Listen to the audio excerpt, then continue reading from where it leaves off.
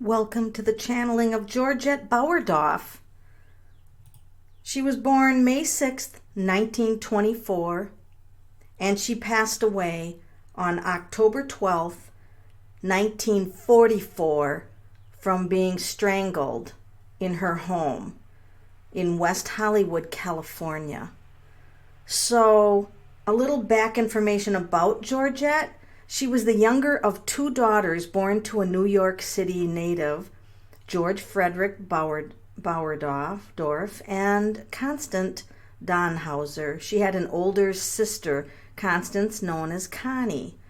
After the death of her mother in 1935, the family moved to Los Angeles, where she attended the Marlboro School and Westlake School for Girls. She aspired to be an actress and moved to Hollywood in August of 1944.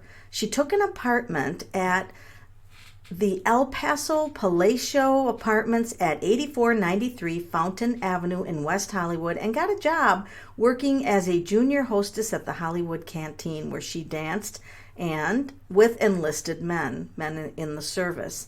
The day before her death, she cashed a $175 check and purchased an airline ticket to El Paso, Texas for $90. She told friends she was going to rendezvous with her soldier boyfriend.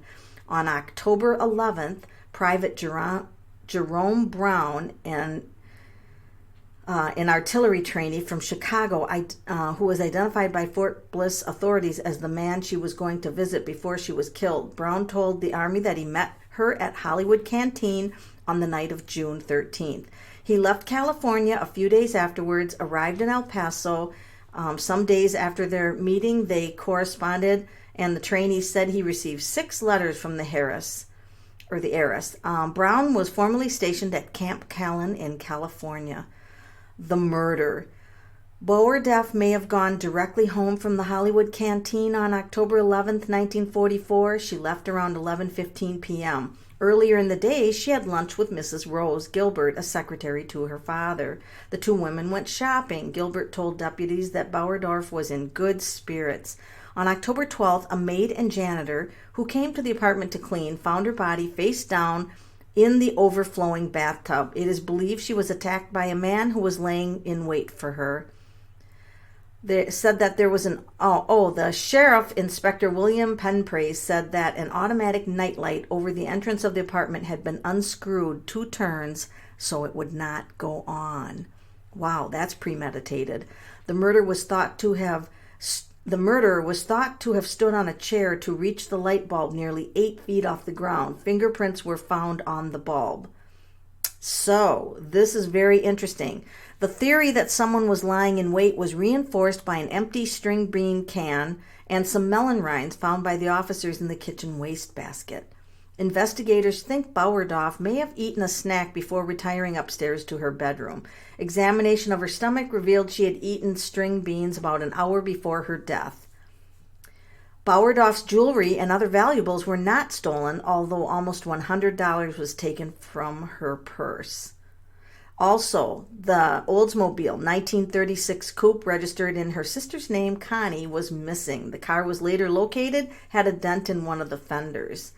So, to this day, there's no solving of this murder. They said she literally fought for her life just based on the abundant bruises and scrapes that were revealed. It also revealed that she had been raped. There was a large bruise on the right side of her head and another in her abdomen. She was strangled by a piece of bandage material shoved down her throat.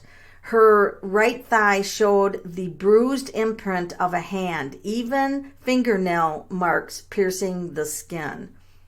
So the interesting thing about this is the neighbor who wanted to remain anonymous told Bowers he was awakened by screams at 2:30 a.m.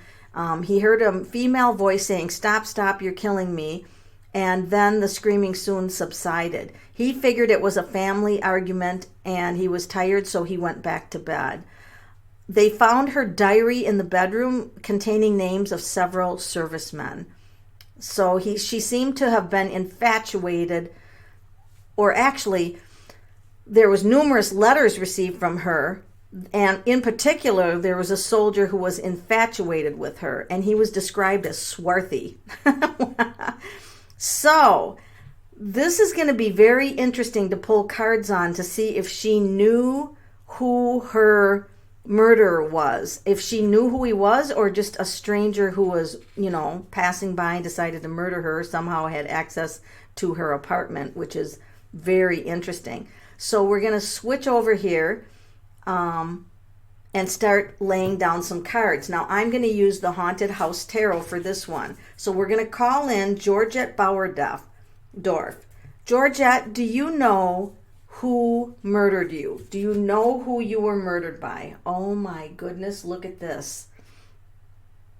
Now, she does. And the reason we know this is somebody she was in love with, and they had drank together on several occasions because, see, he's opening a bottle of wine.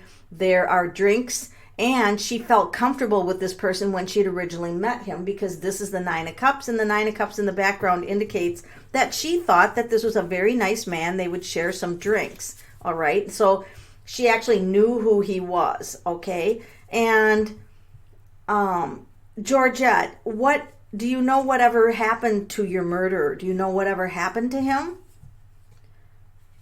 Oh, look at this. He went after women. He found them in bars. See the liquor? See the liquor in the back?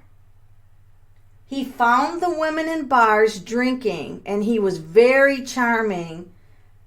Wow. Did he have a history of murdering other people, other women, Georgette? Did he have a history of murdering other women? Was he a serial killer? There you have it. He was a serial killer, and she said she literally gave him the fight of her life. She really gave the fight of her life to kill him.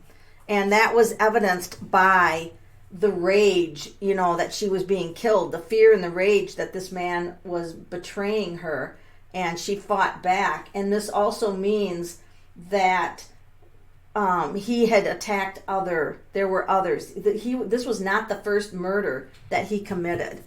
So, was he ever caught, Georgette? Was this man ever caught maybe in conjunction with another murder that was never, linked to you for whatever reason? Was he ever caught?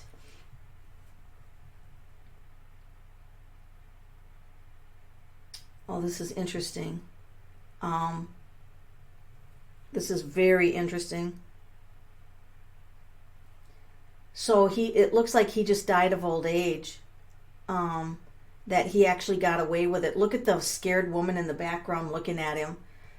She's even kind of afraid. This could be Georgette even actually afraid to even talk about him right now.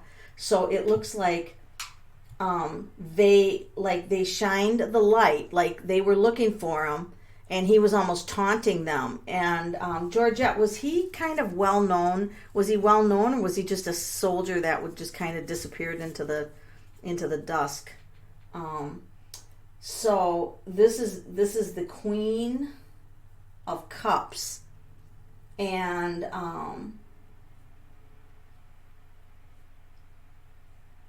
so she wants to offer up information because the hands are going forward, and there could be another victim here. I feel like there's another victim coming forward. That's the Queen of Cups. I don't feel like it's her.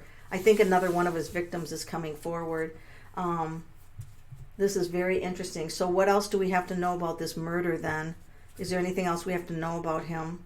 Wow, he always attacked at night, and he always attacked from behind. He always caught the women from behind, which is what he did for her.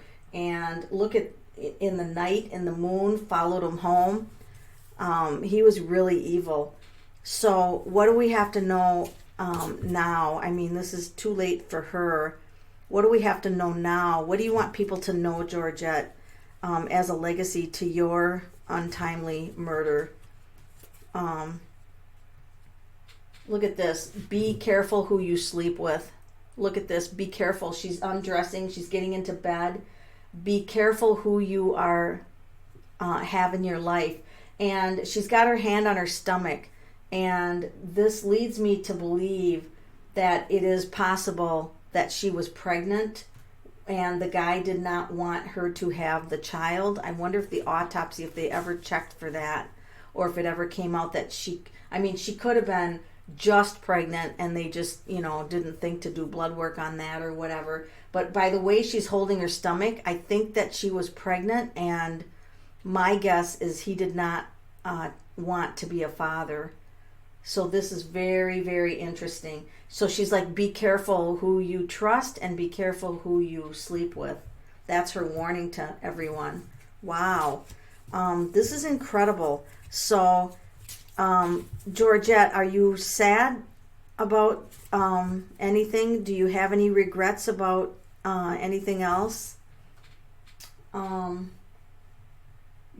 she does, because usually when you have regrets, you look back and she wanted justice to be done. This is the justice card, and the scales. She wanted justice to be done to this person, and she feels, because the scales are uneven, that the regrets she have is that justice was never served. So there's a lot of angerness in this card.